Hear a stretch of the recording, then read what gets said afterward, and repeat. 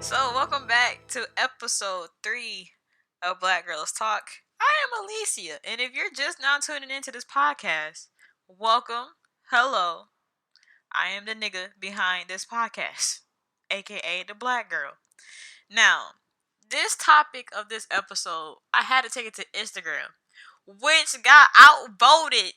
If I combine both vote polls, it got outvoted literally by 90% of the other topic, which kind of makes me feel some type of way about what the hell is going on in the world. This is whole phases. This beat out minding your business by 95%. I want to say maybe less than that because it was 10% of people that voted for mind your business, which I was so set in stone about this. But this is what y'all wanted, and this is what y'all get. On this episode, I actually have my first guest, Viva, remotely from FaceTime. My friend Deja is gonna be talking about these hoes and these phases that y'all hoes be going through. Y'all be out here real dangerous, real reckless. I can't be condoning this lifestyle anymore. It's 2020. We need to get our shit together, ladies. Let's go. So, sitting there talking to her about it before I started recording, I was wondering, like, yo, how do I go about this topic? Do I just elaborate on the topic? Or do I elaborate on my life experiences? Which that is the goal for me to do throughout this podcast, is like to be relatable as possible and also just give my opinion about it. So, I'm going to start with this. I feel like everybody in this world at some point in their life, whether it's like they're teenagers, their early 20s, their late 20s, their 30s, 50s, 40s, or whatever. Some y'all hit a whole phase. Everybody hit a whole phase, or I would like to call it the playing game phase, where like you really started knowing how to play these niggas or these bitches. You really start playing the game, and where you just get what you want out of them. It can literally last from any time from a week to the end of your life. You know, some out here being a pimp, Hugh Hefner, living that lifestyle, just pimping and pandering. That was just like the worst example. I'm sorry. And then he died. So like that's like the ultimate whole game phase. Like, so this is what I have to say. We gonna get into my experience. I feel like the way I carry myself, and like personally outside of this business world and also like that, if you personally know me, you can't really call me a hoe. Cause to be honest, you can't call me a hoe. Because let's be real. I call you a hoe. Oh, whatever, bitch. I have 6 brothers. So already being raised with the 6 brothers and my father, but mostly my brothers are the examples of this bullshit. I already expect how a guy's gonna act. So growing up, I kind of always already thinking like a dude, to be honest. And I can't lie. I really am not about to lie. What turned me into the PAMP that I am today and retired with my jersey hanging up in an arena is this little high school breakup. Like, that boy really broke my heart. To where now it's just like, alright, I'm about to start fucking with these niggas the way that nigga fuck with me. And I ain't gonna cap. I had the hoes. For real. I had the hoes. I am not gonna lie to y'all. I technically still got the hoes today, but I don't want to entertain these niggas. But I had the hoes between 18 to March something of what, 2018, before I turned 20, actually turned the age of 20. Oh, you hit that new year, new you? Nah, it was just more like, it's not entertaining. Like, when you go through a whole phase, like, you really just be out here just trying to satisfy yourself and your needs. Where some people really just be out here acting like a hoe. Like, just really just be fucking every day, every other day, or whatever, just back to back, just fucking anything. See, I've never had the pleasure of having a hoe phase. Like, I would want one, but being a lesbian, that's damn near impossible. It's a waste of time, to be honest with you. Going through that little stage, it's really a waste of time. Because people, you get into these agreements. So technically, you hit the phase where, like, okay, you got friends. You got multiple friends with benefits. And then eventually somebody gonna catch feelings. Like this one issue pop up for me where it's just like, all right, we agreed, strictly just sex, cool, whatever, keep it pushing. But when I started retracting and was just not feeling it no more, not feeling the dude no more, he started like all these feelings started coming up. I was like, bro, you just said no feelings. Why are you catching feelings? I've had that situation happen to me before. Like I've like met a girl, thought she was cool, stuff like that, and like we hooked up, and she showed this interest in me, and now I can't get rid of her. So it's like, Is that who what's I going think? on? Is it who I think it is that you're talking about, or no? There's a whole lot of I'm think that you probably think it is. There can be multiple girls that you could name that fit into that category. I only know one. But besides the point, because motherfuckers ain't getting caught off of my shit. So, anywho, I just think, to be honest with you, now I'm looking at it like through Instagram, watching everybody who are mutual friends, associates, and friends, and also like that. A lot of motherfuckers still in whole phases. Mm-hmm. And like I said, I already hit my little playing game area. To now that everybody knows that I recently just got out of a relationship last year, and I really have been chilling. Like I really ended the year. 2019 started to look up, but going into 2020, like bro, for real, like the year was cool. I still have not had sex, which some people find that unbelievable. But like, our legit, it's been like 3 months now into 2020. I really have not had sex. I mean, you can't really touch nobody right now, so I wouldn't expect you to be out here just clapping cheeks. Because if you a hoe right now, nowadays, you like real wild on a suicide mission trying to die. I feel like everybody that probably didn't already hit their phase already. I mean, it's so easy. You got Tinder out here being the Pizza Hut of fucking STDs for people. I don't know what's going on. I can't like. You got Grindr. You got Cupid. You got so many applications out here that's so accessible for you to get cakes anytime you want. I mean, like, I've been on Tinder. I've been around the way on Tinder before, but like, the people I really pulled off from Tinder, I actually literally was genuinely actually started end up talking to. Like, some people I kind of led. I'm not gonna cap. This one boy I met off Tinder, he was cool. I stopped messing with this one dude just to mess with this guy because old boy was trash. He was just trash in bed, and he had a stuttering problem. And oh, that's rude. And like, you hit him with the trash head, but you ain't never had to hit him with the stuttering. No, his is just him in bed was just trash. Alright. And oh my goodness, I feel like I'm about to open the gates to the next conversation. He was a football player, and you know me, right. And these athletes, the big football players, the big cocky ones, yo, it's 50-50. It's 50-50, and they not really cocky below the waist. Oh wow! Oh. And I cut him off, and I told him I really okay. So what happened was, when it first happened, when I cut him off, this dude was talking about, oh, we should move in together next year, da stuff like that. Talk about, I feel like, and I'm not gonna lie, like, he was really such a good dude. Like, I really thought he was my husband at one point. You were about to secure that bag, girl? I didn't care about securing the bag. It was like, genuinely, like, that is the only dude I probably had like opened up to and literally told every detail about my life from childhood up until like as a woman now. Mm-hmm. But anyway, he started talking about, well, let's move in together. The following year, girl, mind you, I literally just moved into the apartment I am now. Like, I really just freshly just moved into this place. You sitting there talking about let's move in together. Like, bro, we still don't even know each other. We probably like what, a month half in of this whole talking phase. You already talking about let's move in together and all this like that. Like, bro, no, not happening. For lesbians, that's like third date material. And you sleep with the person on the first date, you get married the second, you move in the third. And then his mama had it like was over his bank account. That was the biggest turn off for me. It was just like, bro, why is your mom watching your financials? Like, it's cool, but then that's a whole. Hold on, wait. I'm gonna have to say that story for another time. Anyway, I stopped talking to the dude.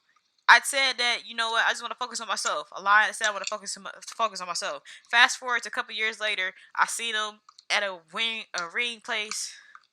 at K Jewelers with his fiance. Fast forward to another year, he's not engaged no more. I'm on break, but he was still forcing that shit, and he was capping a lot. Either way it goes, I stopped talking to him. Started talking to this one dude from Tinder, and I want to say like at least a month in or whatever. The nigga was like, "I love you," and I was like, "Whoa." Hey. So I'm not gonna lie, you can't knock Tinder, but Tinder, the niggas really be, niggas be in their bio straightforward saying friends with benefits or just here for a fun time, not a long time. But here's the thing, I live off the notion like you can't go searching for love. Love's just gotta find you randomly.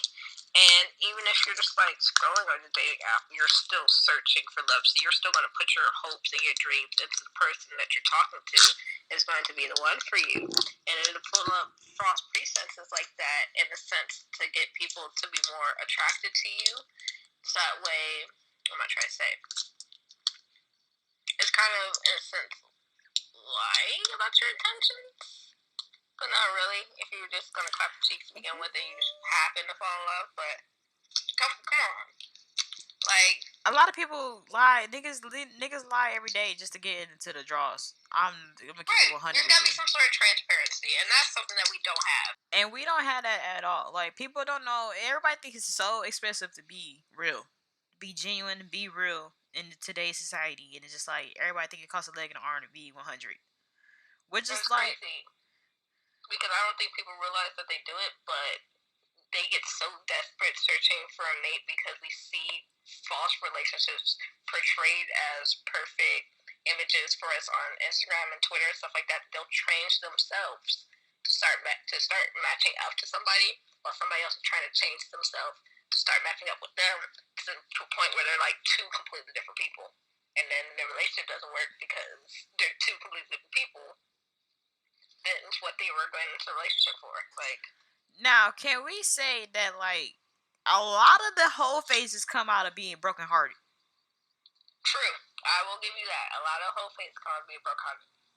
Because my situation, I low key feel like, yeah, that nigga broke my heart to the point where it's like, yo, alright, fuck it. I really had that mentality was fuck these niggas. I'm finna play the game that y'all play. Because, and then the whole double standard thing, if a bitch wanna get dick or whatever, it's a situation about that. But let a man fuck all these bitches left and right or whatever, then he's the fucking man of the year. He's MVP. But if a female do it, she gotta lose coochie. I mean, girl, if you want to get out here taking dick appointments, take dick appointments. More power to you. Do what you want. But I say this for any man or any woman: the more people you have sex with, the kind of dirtier your junk becomes. Elaborate. All right. So, if you sleep with somebody, technically you have slept with everybody that they have slept with. And being part of the gay community, you realize that a lot because there'll be small clumps of us in cities, and you'll sleep with one girl and realize that she slept with pretty much every girl or has some sort of connection to every girl around her. So with things like STDs, you got to be careful with stuff like that, and stuff like hoe phases only accelerates that from a medical standpoint. You can be safe, but when people are doing their whole phase, they tend to be on a more reckless sort of pathway that leads to slip ups and uh-ohs and scratches and itches that they don't want. I think that like, I'm not gonna knock you for getting dick, girl. If you want to get dick, but there's a lot of preference that takes to getting dick. You want to know his like past history and stuff like that, past people he slept with, and that takes time and information and like general connection to get that. I was called trash for like going back to someone I slept with after my breakup. It's just like, why the fuck would I catch a new body if I could just go to somebody that I already did mess with prior? But I mean, why did you guys break up? Because depending on the breakup, girl, we did. Like I said, these niggas are not getting no clout on my page. I'm not. Look, if it's necessary for me to talk about this breakup, I'll talk about the breakup. But that's a whole different episode. And that relationship, girl, child. Oh my goodness, I can't. I mean, you can't just say you not trash and be like, No, I'm just not trash. he called me trash for not hitting him up to fuck again. Oh, he trash. It's just like, sir, you had me blocked on everything, so like, I ain't had no other options but to go back to the nigga that I was already messing with prior to the relationship. So what the Oh, fuck? he Talking about your trash, that's that, He and he Why? was like, that's even worse to go back to somebody. Like, well, what the fuck? Like, either catch a new body or just go back to an old body that's still available for you. The fuck you mean?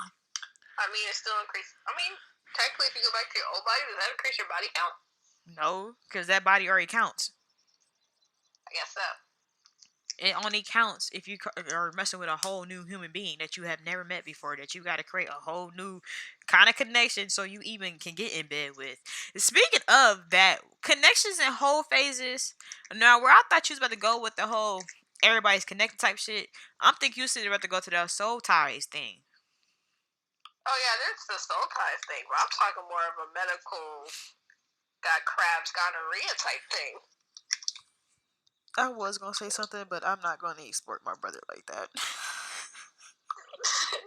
Oh, but you still gonna do it? No, I won't. It's See, you just that. trash. No, I won't. I ain't gonna do that. Despite me and him not really being close, I ain't gonna do that to him. I mean, he probably would never find his platform, but let me stop. Let me stop. Expose him. No. Look at my teeth. I just know what I know is that if you're clean as fuck and you fuck somebody that got like crabs or whatever, I think crabs is the only thing that's curable. Yeah, like you get HIV from kissing somebody. That's gross. I mean, hepatitis. Or the herpes. It's herpes. It's herpes. Wow. I feel so stupid. Yeah, you get mouth herpes. I don't know. That's why I don't let people drink off me. I don't let you use my chapstick. Nothing. I don't mess with diseases and such. I just say if you're gonna do it, be smart about it. I feel like as a female, if you're gonna hit through this phase where, like I said, for me, I was playing games, but I was consistent. But the thing about it is, I was consistent with people until I got tired of that person. Then I will find somebody else or revert back to somebody new.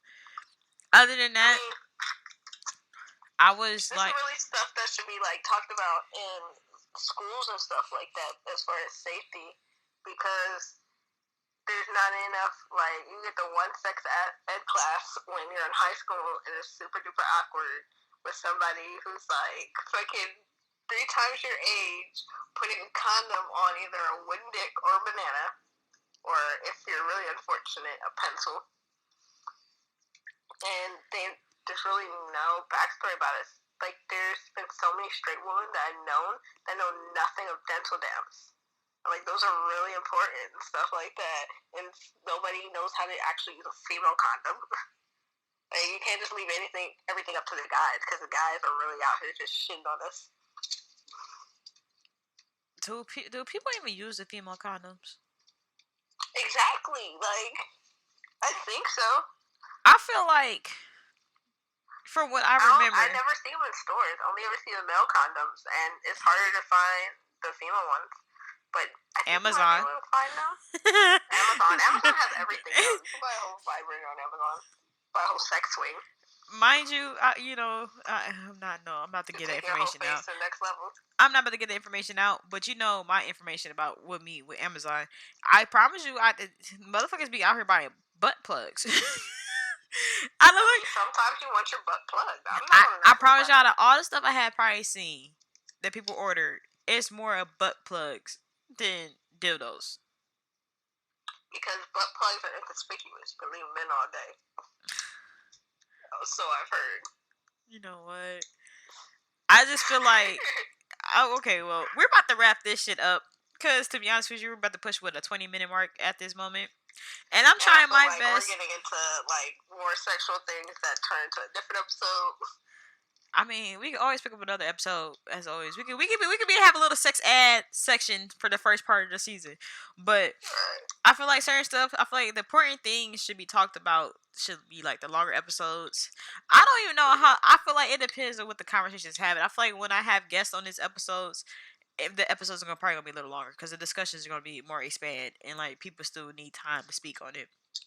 Yeah. But what I have to say about whole phases as females, and you can go to my personal Instagram page. I literally have a story called the playbook. The playbook is how you deal with these niggas, kinda, but it's more like how you deal with athletes during the season. But what I have to say from a former player who's retired with the jersey hanging up in the arena, I'm talking about probably 10 rings, maybe 5. Who the fuck knows? They retired to number 2. God damn, you hoeing out here. Nah, I'm just a goat with the shit. That's all. But stop. Don't. My thing is carry yourself so well that niggas can respect what the fuck you're doing. I think that's the reason why niggas can't call me a hoe, because you can't help but not the you can only be mad at the game.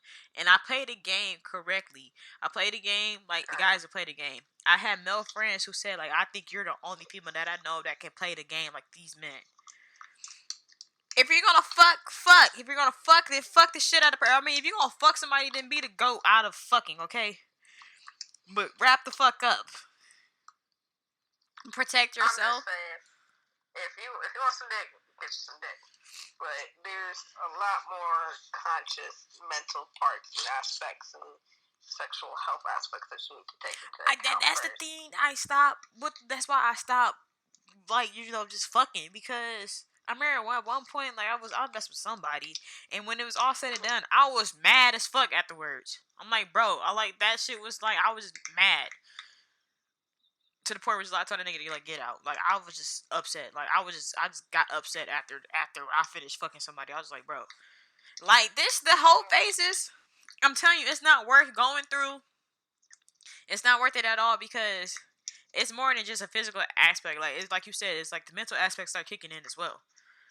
It's just a waste of space, a waste of body, a waste of energy, a waste of, like, you're losing yourself while you go through that phase. That's pretty much how I feel about it. Like, it's just a waste. It's a waste of a phase. Mm-hmm. So let's change whole phase to get the back phase. Hey, like, man. somebody breaks your part, you just stack up dough. That's what I literally been doing since my breakup. But every broken heart is a book read. Okay. So with that being said, we're not doing this out here. Yes, we are. But with that being said, my fellow listeners, I just want to thank Deja for coming in. Oh, and to be honest with you guys, I have to give Deja credit, because Deja is the one I text a group message saying, hey, what should I talk about? This bitch was drunk or whatever at a bar talking about whole phases. You know what? And the fucked up part is I was talking to some. I want to compose because they're respectful women, and I am a woman, so I gotta respect my women. But I was talking to some hoes at the bar, and I was like, yeah, we gotta stop this whole phase. So, with that being said, thanks to Deja for coming up with the topic. And to everybody who voted 90 out of 90% over this shit to talk about. All I'm saying is, if you're gonna get dick, you're gonna get pussy, go ahead and do it. Respect yourself doing it. At least be careful. Because everybody fucking these days. So you might as well just be careful with it. With that being said, I am Alicia, and that's Real Talk.